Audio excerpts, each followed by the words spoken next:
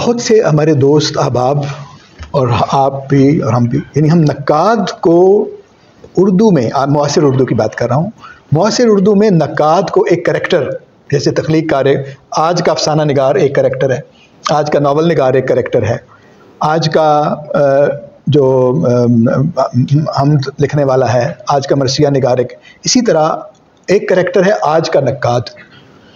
तो क्या कोई ऐसा करैक्टर हमारे यहाँ मौजूद है जिससे हम ये गिले कर रहे हैं कि आज का नक्काद जो है वो ये नहीं कर रहा, उसे ये करना चाहिए? और जो क्या कोई ऐसा मौजूद है, ऐसा आदमी? मसला हम जब गिनते हैं तो बहुत कम लोग ऐसे हैं, ये पहले भी आपसे मैं एक आध दफ़ा पूछ चुका हूँ। तो क्या करैक्टर की हैसियत से जिस बड़ी सतह पर तख्लीक कार मौजूद है, जिस बड़ी सतह पर नावल निगार, मैं सारे नावल निगारों को मिलाकर एक नावल निगार का करैक्टर बनता है, सारे अफसाना निगारों को मिला के एक, सारे शायरों को मिला के एक शायर का करैक्टर बनता है, तो सारे नक्कादों को जो इस वक्त मौजूद हैं, जो लिख रहे हैं, उनके लिखने की जो नहज है, क्या उनको मिला के अगर हम एक करैक्टर बनाएं तो वो इतना बड़ा है जितने बड़े हमारे तख्लीक कार हैं, ताकि उस तख्लीक की, जैसे आपने कहा, जब तख्लीक है तो जब उस पर बात होगी तो उसकी मौजूदगी का एहसास भी होगा। तो बतौर करैक्टर के एक नक्काद उर्दू में इस वक्त मौजूद है या वो कमज़ोर है? सर, ये सवाल है आपसे। बहुत शुक्रिया। आपने जो पहला सवाल किया था, मैंने उसमें सवाल की वजाहत की, लेकिन ये बिल्कुल हर आदमी को बोलने का हक़ है, अपनी बात कहने का हक़ है, और अपनी बात कहने के लिए उसके पैराए के इख्तियार का हक़ है। लेकिन आगे सामने से दूसरे लोगों को उसको रिस्पॉन्ड कैसे करना है, ये उनका हक़ है कि वो कैसे करें। जिसको वो सवाल समझते हैं उसका सवाल का जवाब दे दें, जिसको वो सवाल के पर्दे में कुछ और समझते उस पर खामोशी इख्तियार करें, या एक शाइस्तगी के साथ जवाब दें, वो तो उसका हक़ है, उस हक़ को हम तस्लीम करते हैं। ये तो बिल्कुल, कोई भी यहाँ भी जो मौजूद है उनको हर किस्म का सवाल, वो मेरी ज़ात से ताल्लुक़ हो, मेरे ख़यालात से ताल्लुक़ हो, पूरे का पूरा हक़ है अपनी मर्ज़ी की ज़ुबान में कहने का। लेकिन मुझे उम्मीद है कि वो मुझे भी हक़ देंगे कि आगे मैं उसका एक तरीके से सर, आपको तो पहले दिया हुआ है, आपको तो सुनने के लिए है। दूसरा जो आपने ये सवाल किया है, मैं इस सवाल के पीछे झांक रहा हूँ कि ये सवाल पैदा क्यों हो रहा है, ये सवाल कुछ अरसे से क्यों पैदा हो रहा है नक्काद के सिलसिले में, कि नक्काद मौजूद है या नहीं, और नक्काद अगर मौजूद है तो उसकी मौजूदगी की कोई अदब को अफादियत है कि नहीं। तो ये जो नक्काद की मौजूदगी पर एक सवालिया निशान है, और ये क्यों लगाया जा रहा है, ये बार बार क्यों नक्काद, इस पर काफ़ी एक लंबी गुफ्तगू तो हम और नक्काद, बाज़ लोग तो कहते हैं नक्काद सिरे से मौजूद ही नहीं है, बाज़ कहते हैं कि मौजूद है तो उसकी अफादियत नहीं है, दूसरे कहते हैं सिरे से मौजूद ही नहीं है। ये दो आरा, इस पर हम गुफ्तगू ब्लैक होल में काफ़ी एक लंबी इसी सवाल पे डिस्कशन कर चुके हैं। लेकिन आपने सवाल को जिस तरह फ्रेम किया है कि देखें बड़े तख्लीक कार तो मौजूद हैं, वो बड़ा नक्काद क्यों नहीं है, इसके पीछे जो असल एक मुझे नज़र आता है जो चीज़ पैदा हुई है कि हमने तख्लीक कार और नक्काद या तनकीद और तख्लीक को एक दूसरे के मुकाबिल रख के देखने का एक जो पैदा हुआ है, और ये पैदा हमारी जामियात में हुआ है। अगर हमारी जामियात के निसाब में से ये जो एक छोटी सी एक झैली सुर्खी थी तनकीद और तख्लीक का ताल्लुक़, ये निकाल दें, आप यकीन जाने बहुत से सवालात, ये बहसें हो जाएंगी। चूँकि बुनियादी बात यह कि जब आप दो मुख्तलिफ़ चीज़ों को एक ज़ुमरे में ले आते हैं और उन पर बहस का आगाज़ करते हैं, तो लाज़मन उनके दरमियान एक आवेज़िश का ताल्लुक़ हमेशा रहता है। तो ये सवाल रहेगा तनकीद और तख्लीक है, भाई तनकीद और तख्लीक है तो तख्लीक ज़ाहिर पहले है, तनकीद उस पर बाद में लिखी जाती है। तो अब ये जो तारीख़ी अवलियत है तनकीद तख्लीक को, तनकीद पर कि तनकीद तख्लीक पहले वजूद में आ चुकी होती है, नक्काद उसको पढ़ता है और उस पर लिखता है, तो वो तारीख़ी तौर पर बाद में आने वाला है, तो लिहाजा बाद में आने वाला पहले से बड़ा कैसे हो सकता है। अच्छा, फिर चूँकि तख्लीक है, ये खासा पुरअसरार अमल है, विजदानी अमल है, और ये इल्हाम और इल्का और शायरी जुज़्व पैगम्बरी अस्त वहाँ तक सिलसिला है, तो नक्काद जो है वो ज़ाहिर पिछले दूसरे दर्जे का आ जाता है। तो एक बहुत डीप सतह पर पीछे ये मौजूद है कि दोनों को जब आप एक बाइंड्री की शक्ल में लेंगे तो तनकीद और तख्लीक में या नक्काद और तख्लीक कार में एक ये झगड़ा रहेगा। और दूसरा ये दूसरी एक तो ये नज़र आती है, तो हमें, मैं समझता हूँ कि हमें इन दोनों का जो रिश्ता है ना, इस रिश्ते जो हमें बताया गया कि ये कि नक्काद वो है जो गैर तख्लीक कार है, ये एक उसमें मौजूद है। तो एक तख्लीक़कार है और एक नक़ाद है। इस बाइनरी में ये फ़र्क मौजूद है कि तख्लीक़कार एक, नक़ाद एक गैर तख्लीक़कार है।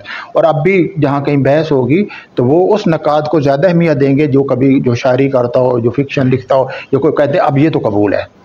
यानी हमें एक ऐसा शख्स कबूल नहीं है जो अदब का एक बाकायदा मुनज़बित अंदाज में मुताला करने वाला हो, लेकिन उसने कोई तख्लीक ना लिखी हो।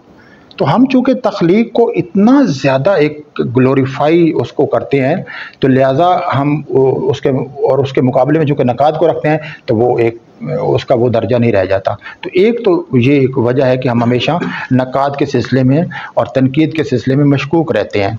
दूसरी एक वजह ये कि हमारे यहाँ तनकीद को तस्लीम करने का एक जो रवैया वो नहीं रहा। हमारे यहाँ तनकीद को तस्लीम करने के कई एक दर्जे हैं। एक तो ये कि किसी शख्स के इस हक़ को तस्लीम करना कि वो तख्लीक़कारों पर हर तरह की बात कर सकता है, ये भी हम नहीं करते। और दूसरा ये कि तनकीद चूँकि बुनियादी तौर पर एक मंतकी, एक मुदल्लिल और एक अक़ली सरगर्मी होती है, और ज़ाहिर है वो बड़े बुनियादी सवालात उठाती है, तो मजमूई तौर पर हमारा जो मुआशरा है वो इस अक़ल मुखालिफ मुआशरा है।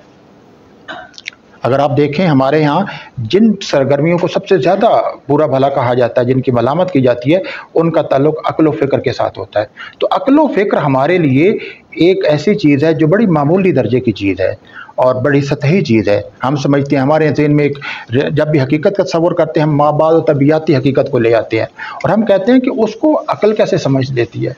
ये सारे जो दरअसल तस्वुरात हैं वो हमारी मुसलमानों की तारीख़ में चलते हुए को पिछले 500-700 साल में वो कि हमने अक़ल को अपना दुश्मन, अपना मुखालिफ समझा हुआ है।